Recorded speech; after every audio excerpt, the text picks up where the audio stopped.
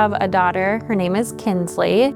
We were in the swing of things with our toddler, and we knew we wanted for sure at least one more. Got the positive pregnancy test. I was almost 4 weeks pregnant and saw that I was bleeding. Met with a doctor, and they said at this point, you're probably gonna lose the baby. It's hard to tell. That happened a few times throughout the pregnancy. It was really hard. Seeing him grow, have a heartbeat, look fine, to then find out that now there's a really good chance that he could make it to term, but he wouldn't live much longer past that.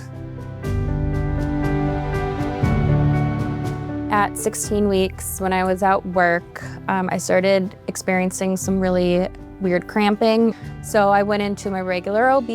Ultrasound tech at the time said, there's something not right with his arms and legs. Let's send you over to MFM. And that's where the real journey began. Alyssa and Ryan came over actually terrified one day. The sonographer was able to capture the images well. The way that he had his hands and his feet, and he would kind of have his elbows and knees a little bit stiff, that's a finding called arthrogryposis. Through all of the craziness of the pregnancy up until then, her telling me like, hey, your baby's gonna be okay. It was the first time in 16 weeks that I felt relief and that my baby was gonna be okay. That started a journey where we got everybody involved. It's a tough one in that there are some known genes that cause that condition. There are kids who just have sort of the umbrella diagnosis of arthrogryposis that don't necessarily have any sort of genetic change that you can figure out. It's just something that you observe. The appointments always started with meeting with an ultrasound tech. The technology is a really important part of it too. We scan these patients and we get pictures, but the pictures are only as good as the camera that you're using. They did a growth scan. We learned that he was measuring really, really small. That little guy just kept us hopping the whole time.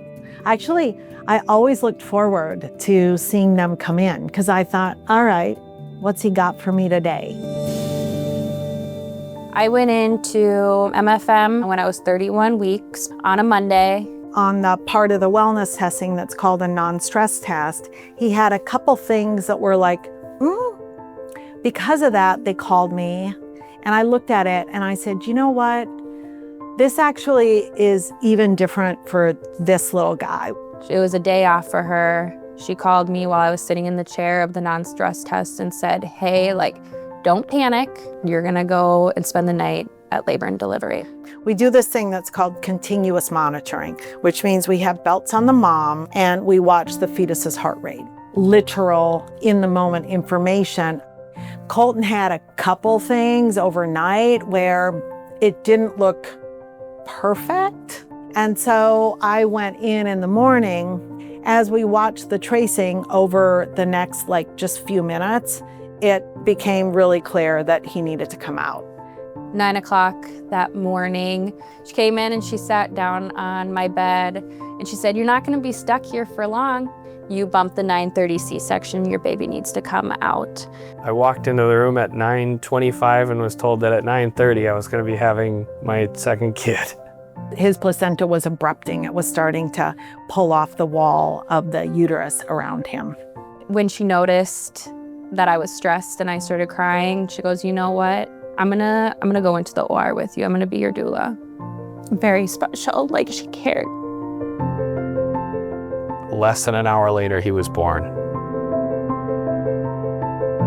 I was watching him, and you know what happened is he stuck his leg out. He's not supposed to have normal arm and leg movement. And I was like, yet again, there he goes. I wasn't able to hold him for probably about 4 days. I will never forget the nurse bringing him over and putting him on my chest for the first time and just being able to hold him and hug him. He was 2 pounds and 0.5 ounces when he was born. And now he's almost up to 4 pounds. He's come a really long ways. It was pretty fun telling Kinsley that she now had a brother. She wanted to see him really bad, which was a really hard and sad part about it because in the NICU, no children under 5 are allowed. She started making stuff for him, coloring things and drawing stuff. We also FaceTime. Look how awake he is. Look it, he's awake. You woke him up. Colton? He's incredible and he's strong. Just the way that he's surprised us at every turn about how we thought we were gonna lose him the whole time. To then having him here and doing so well, it's incredible.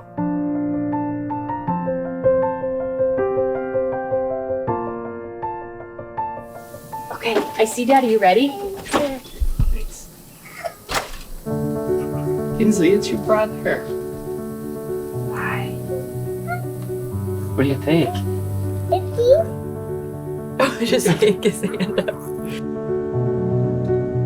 Colton did great, and he's still a mystery. But the truth is that if we had better equipment, we would have been able to even better evaluate. I sat down in this meeting with GE and they said, here's the pictures you're getting now. It's incredible. You can see, pictures inside the tummy, little fine details. We're talking about millimeters on a TV screen, But then they say, and here's the pictures that you're going to get from us now. We'll be able to actually take a really deep look at a fetus's heart, central nervous system, GU system, detect skeletal dysplasias at 12 weeks gestation, no joke. As the technology gets better, the benefit to early intervention then only rises. There's a chance without all of that he might not be here, or even my wife might not be here. Colton would not have been with us on Wednesday if he was still in that uterus. He wouldn't have survived. I'm extremely thankful to have MFM to go to, because pregnancy in itself, it can be scary. And so to have those doctors that care and to have the equipment to get better imaging, it makes it a little less scary.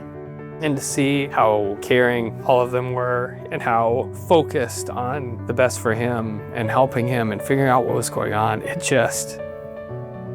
meant the absolute world to us. And I can't thank them enough.